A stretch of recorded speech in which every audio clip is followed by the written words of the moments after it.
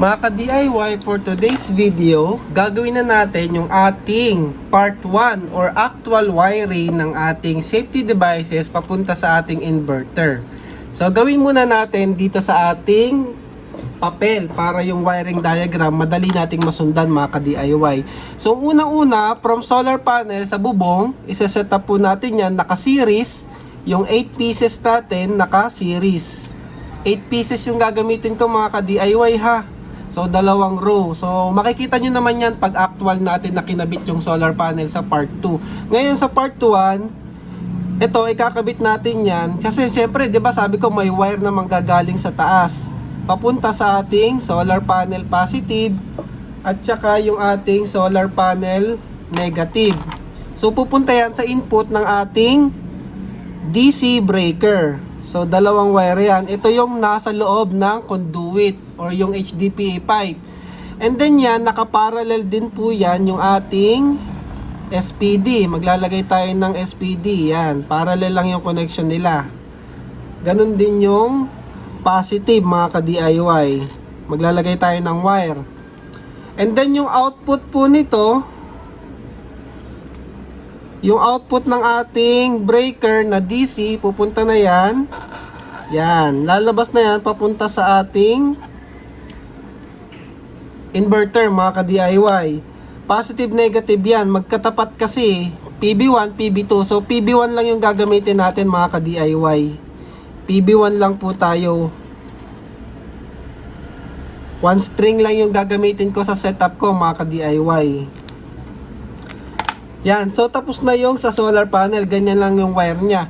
Ngayon ito, meron tayo ditong grid tsaka load output. So ito yung load, ito yung ating load breaker. So papunta lang yan dyan. So ito wala na tong positive negative. So live neutral na lang yan mga ka-DIY.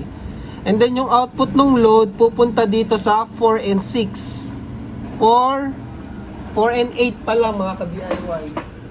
Kasi yung 4 and 8, yun yung kapag nakataas yung MTS, 4 and 8, yun yung magka-partner. Tapos, ito naman, yung Meralco natin, pupunta naman yan sa grid. So, Meralco,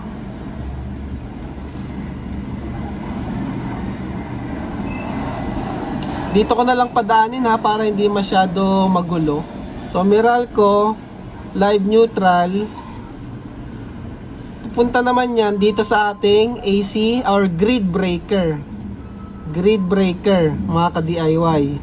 Tapos si grid breaker nakaparallel din yan. Parallel, ayan o. Ayan. Tapos yung output niya, papunta na yan dito sa ating grid input. Grid input ni inverter. Yan. Pero bukod doon, meron din yang parallel papunta naman dito sa number 2 and number 6. Yan mga ka-DIY, number 2 and number 6. And then final naman, so ayun na si Meralco. Yung 1 and 5 naman ng ating MTS, ito na po yung pupunta sa ating load sa bahay. So ayan, ganyan yan mga ka-DIY. So yan. So medyo malabo no. Malinaw ba yung wiring natin? And then itong battery, connect na yan dito mga ka-DIY. Rekta na yan dito. So hindi ko na yan pinadaan dito kasi yung bibili nating battery o yung gagamitin ng battery ay yung meron ng breaker. So hindi na ako magkakabit ng MCCB. Kasi kung may breaker naman na yung battery, goods na yan mga ka-DIY. Redundant na lang yan kung gagamit pa kayo ng MCCB. So may BMS na yan, meron pa yung breaker dito mga ka-DIY. So i-connect na lang natin yung battery dito sa battery terminal at saka yung communication dito sa kanyang communication port mga ka-DIY. So ayan, gawin natin to actual, itong drawing natin na wiring doon sa ating breaker box mga ka-DIY. So ayan mga ka-DIY, sa actual kailangan natin ng pambutas. So nabibili naman to sa Shopee mga ka-DIY para maikabit natin yung ating wire cable gland. So cable gland, kailangan natin butasan to ng tatlo. Yung isa papunta sa solar panel, yung dalawa papunta naman sa load at saka grid. So butasan natin mga ka-DIY. Ayan, nilagyan ko na ng markings.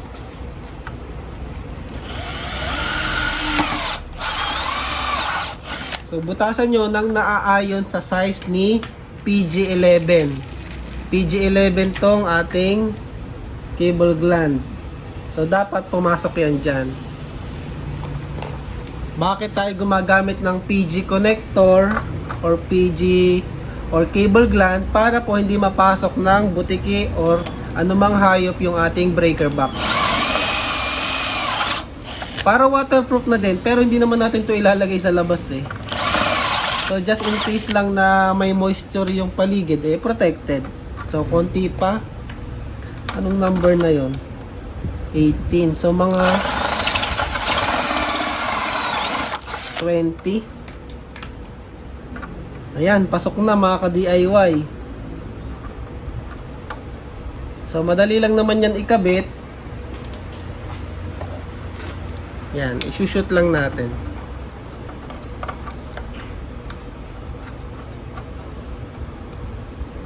O di ba mas madali magbutas ng breaker box ng distribution box na plastic kaysa sa metal. Pero kung professional talaga at gusto niyo yung pinaka-legit talaga, metal enclosure. Kung kaya nyo. Kung may pangbutas naman kayo ng metal. Pero kung wala, pwede na po ito.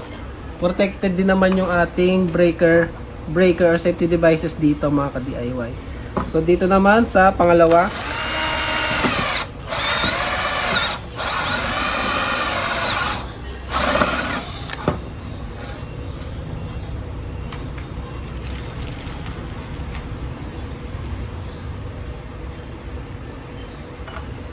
konti pa. Pag nagkamali, luwag. Kaya ako tinetesting ko.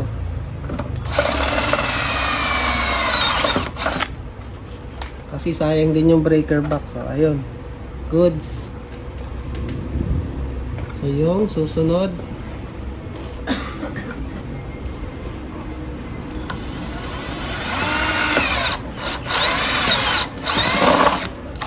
Hindi naman tinatamaan yung breaker ha. Baka akalain nyo tinatamaan. So hindi naman siya umaabot. Yan. So goods na yun mga ka-DIY. Pwede nyo naman tanggalin muna yung breaker kung nahirapan kayo. So kung kaya naman, andyan na lang. Hindi ko na tinanggal. So ikabit na din natin dun sa dalawa pa. So, ito yung lalabasan ng ating AC. Load, tsaka grid. O, diba? Hindi pa pantay. Pero okay lang yan. Depende naman sa inyo kung masailan kayo. Nakakabit naman yan sa pader. Di nahalata yan. So, after nyo magbutas, wiring na mga ka-DIY. So, yung wiring na ginawa natin sa drawing, gagawin natin. Unahin natin yung sa solar. Or yung DC. Ang sabi pala sa training, mas maganda talaga kung pwede nyong i-separate yung DC at saka AC. Eh kaso ako kasi, gusto kasi mas minimal lang, kaya hindi ko na pinag-separate. Total, isa lang naman yung DC ko dito. Yung battery hindi naman natin isasama. Naka-separate naman yung battery. So ayan, ngayon wire naman. So ayan yung inverter natin. Makikita nyo, ganyan yung magiging pwesto nyan sa pader na pinapagawa ko pa. Ganyan yan mga ka-DIY. So yan, halimbawa yan yung pader. Tapos lalabas na yung wire natin dito, papunta dito. Tapos dito yung wire na to papunta dito, at yung wire na to papunta dito. Load at saka grid. So ayun, magputol muna ako ng wire mga ka-DIY. Una nating iwa-wire mga ka-DIY ay yung ating solar input. So dito po papasok yung ating solar input, yung galing sa bubong at nakaparallel dito sa ating SPD. Eh since wala pa naman tayo nung sa solar panel natin, ilagay muna natin yung paralink cable natin ito. May technique pala para kasi once naglagay ka na ng mga wire dito, mag-uusod niyan, bubuka. Mamaya ituturo ko sa inyo yung technique paano hindi bubuka. So ito muna, unahin natin yung negative. Ayan, ganyan. Yung size pala nito, kung may ferrules kayo, gumamit kayo. Kung wala, okay lang din naman. So wala din tayong ferrule, kaya ganito na lang. Yung binabalatan ko dyan, halos lagpas lang ng konti sa 1 cm mga ka-DIY. Nasa lang, 12 mm yung binabalatan ko dyan, o kaya 10 mm. So sakto na yon, wag na masyadong mahaba kasi may expose lang din mga ka-DIY. So parallel, ito yung gamit natin pang parallel. So positive at negative. Ganyan lang. O di ba sabi ko sa inyo, bubuka yan eh. Kasi lalo kapag naglagay ka ng mga parallel cable, ganyan yung mangyayari.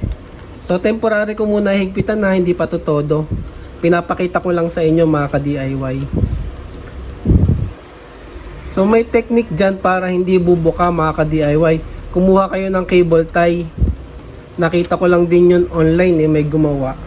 Si SolarTech PH ata yung nakita ko. Cable tie yung ginagamit niya para hindi bumubuka. Kasi pag naggaganyan ka ng parallel, yun nga yung problema, bumubuka yung breaker. Kasi wala tayong stopper may nabibili kasing stopper niyan So gumamit na lang tayo ng cable tie.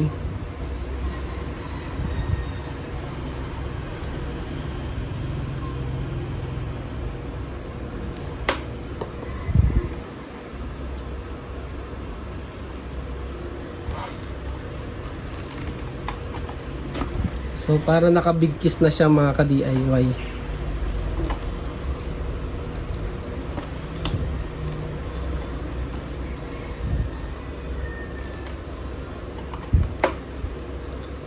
So mamaya ko na ipipix yan.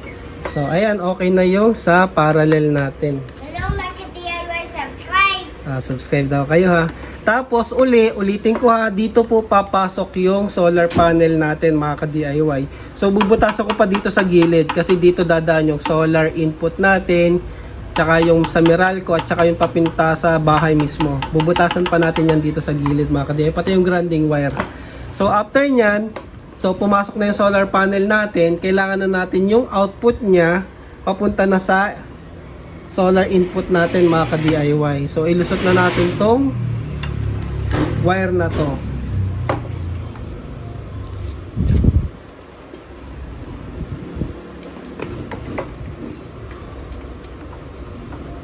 So nagputol-putol na ako ng wire mga ka-DIY para hindi naman na humaba masyado yung video. Pakita ko lang sa inyo yung actual wiring.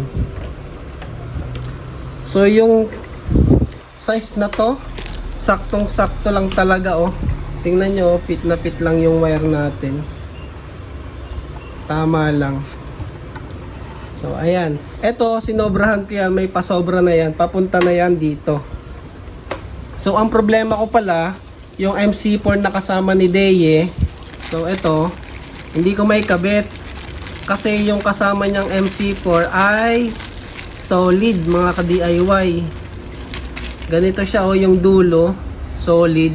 So wala akong crimping tool para dito. Ang meron ako yung isang style ng MC4, yung common, yung hindi solid, yung ganito. So yung medyo nakabuka, yung nakabuka mga ka-DIY. So ito ganyan. So ito may crimping tool ako para dito. Pero itong kasama na MC4 ni Deye, solid, wala akong crimping tool. So either bibili ako ng MC4 na bago, yung medyo heavy duty kasi mahina lang tong klase na nandito, or hahanap ako ng crimping tool para dito mga ka-DIY. So kaya hindi ko muna nilagyan ng MC4 yung wire. Inabangan ko na lang, tapos may pasobra na lang just in case magkamali. May sobra na yan mga ka-DIY. Ikakabit na natin yan dito sa may bandang ilalim na part dito. So ganun pa rin negative, positive, sundan nyo lang yung polarity.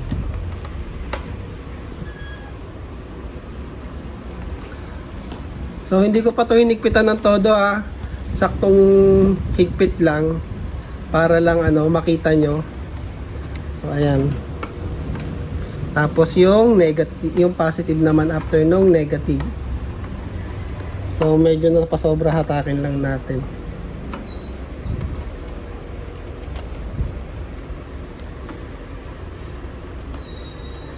So nakita nyo yung pagbalat ko mga ka-DIY, sakto lang talaga, wala masyadong exposed na wire.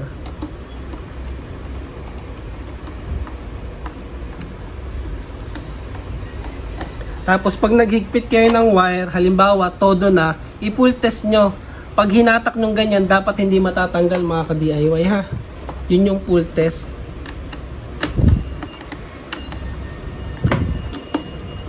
So hihigpitan ko pa ito mamaya yung todo. Ngayon ano lang yan. Yan.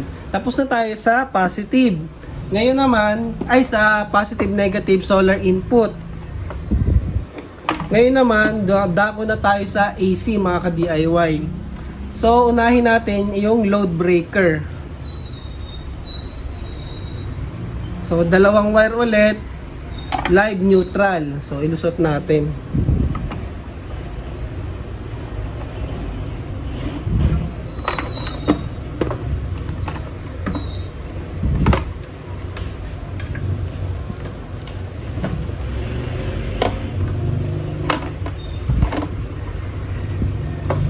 So yung live, ginagawa ko na lang standard sa left yung live kasi ganun din naman sa SPD. So yung live yung black, tapos yung neutral yung white sa right side.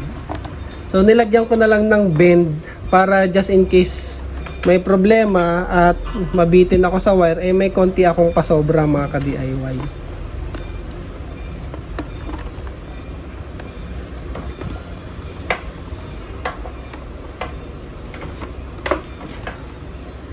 So uli, ito ay load breaker. So i-connect natin to sa load side ng ating inverter.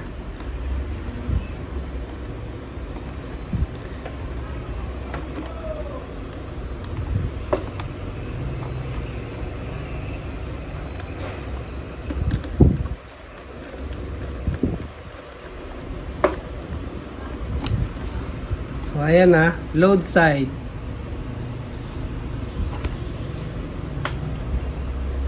Tapos yung output ng load breaker papunta na dito sa MTS. So yung sa solar nga natin, which is ito, yung load ay number 4 and 8. So gawa na rin tayo ng jumper.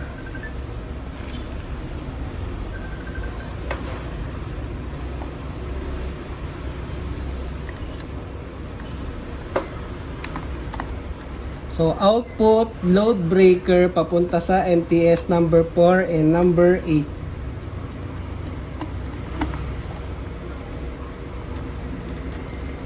So pag nagawa natin to, isasalpak na lang natin to sa pader mga ka-DIY.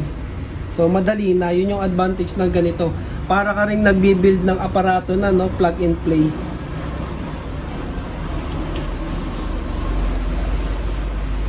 Pwede ko naman din tong gawin sa pader, kaso ang hirap din mag-shoot mga ka-DIY. At least ito, mas bawas na yung wiring. Sasalpak na lang natin. Pag nasalpak sa pader, connect na lang sa inverter tsaka sa load input. Ayan, so okay na to. Ngayon naman yung grid side mga ka-DIY. So ito naman, ganun din dito papunta sa grid side. So load side, ito na yan. Grid side, ito naman mga ka-DIY. So siya nga pala, di ba si Meralco dito papasok sa ating wiring, and then nakaparallel yung ating SPD. And then yung Meralco lalabas dito, pupunta naman sa ating grid side. So ilusot natin yung wire din.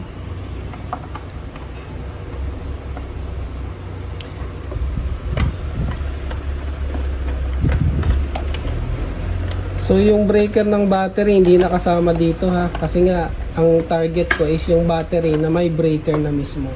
So maglalagay na lang din ulit ako ng loop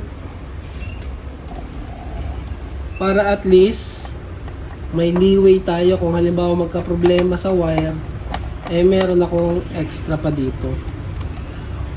So hindi ko to hihigpitan pa kasi kailangan yung galing sa Meralco meron ding pupunta sa MTS para kapag nagkaroon tayo ng bypass, halimbawa, nilagay natin sa bypass, may isi-servicean natin yung ating inverter, pwede tayong rumekta kay Meralco. So ito yon, naglalagay tayo ng bypass. So number 2 and 6. 2 and 6, and then ito.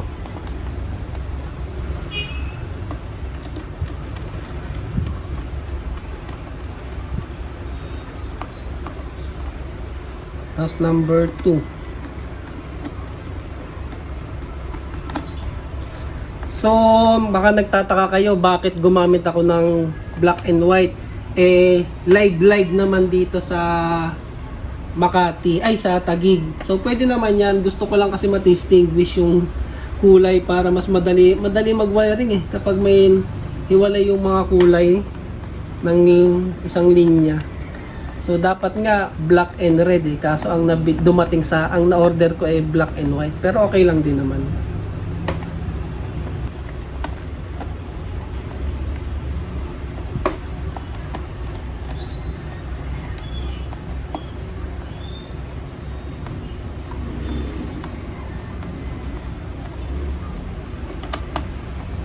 Ayan.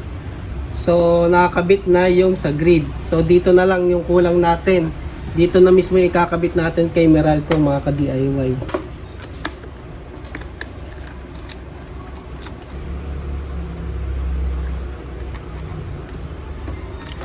So, ito na yung ating AC/SPD. So, kung meron mang anomaly sa labas galing sa grid na overcurrent, merong pupuntahan. May SPD tayo, mga ka-DIY.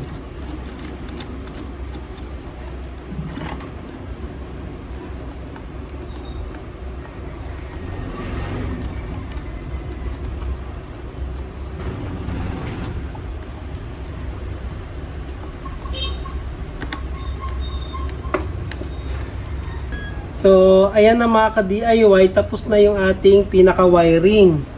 Ikakabit na lang natin dito sa 1 and 5. Papunta na to sa bahay or breaker box ng bahay. Solar panel, dito na yun papasok mga ka-DIY, nakaparallel sa SPD. At grid input natin, yung galing kay Meralco, ay dito naman papasok na nakaparallel din sa SPD. So, tatandaan nyo, yung mga nakaparallel sa SPD, yan yung input natin. Solar input, grid input, yung galing kay Meralco, at saka ito na yung ating output, papunta na to sa breaker ng bahay. So, yan na yung wiring natin. Grounding na lang pala mga ka-DIY. So, maglagay tayo ng grounding.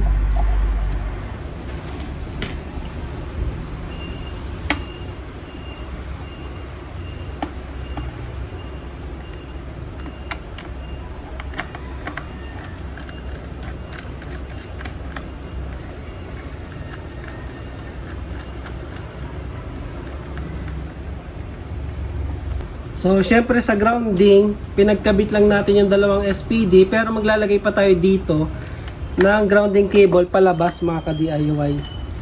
At saka, magdadagdag pa pala ako yung papunta sa inverter mga ka-DIY. So, may grounding din kasi yung ating inverter. Ito yung sa may ilalim. Dapat maglusot din tayo ng wire para sa grounding niya. Abot ba to? So, ito mukhang abot. Try natin palusutin dito sa DC. Sana lumusot pa. Ayun, kasya pa.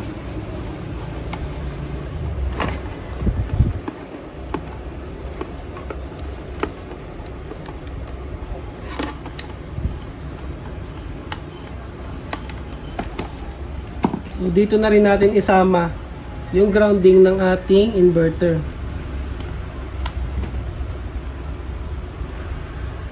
So, kung may ferrules kayo, gumamit kayo ng ferrules. Kung wala, ay ganito yung gagawin nyo, kagaya ko.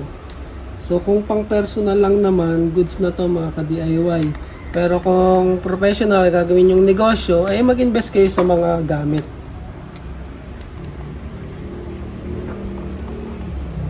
So, ayan. Ito, dito na to sa grounding natin dito mga ka-DIY. Itong wire na to. So, ayan. Yan na yung ating mga wire na i-connect sa ating inverter. So, ganyan lang siya mga ka-DIY. So, abangan nyo yung part 2. Ikabit na natin yung solar panel at saka ito, ikabit na natin sa pader. So, ayun lang muna sa video na to. Abangan nyo yung part 2 mga ka-DIY. Maraming salamat and thank you for watching.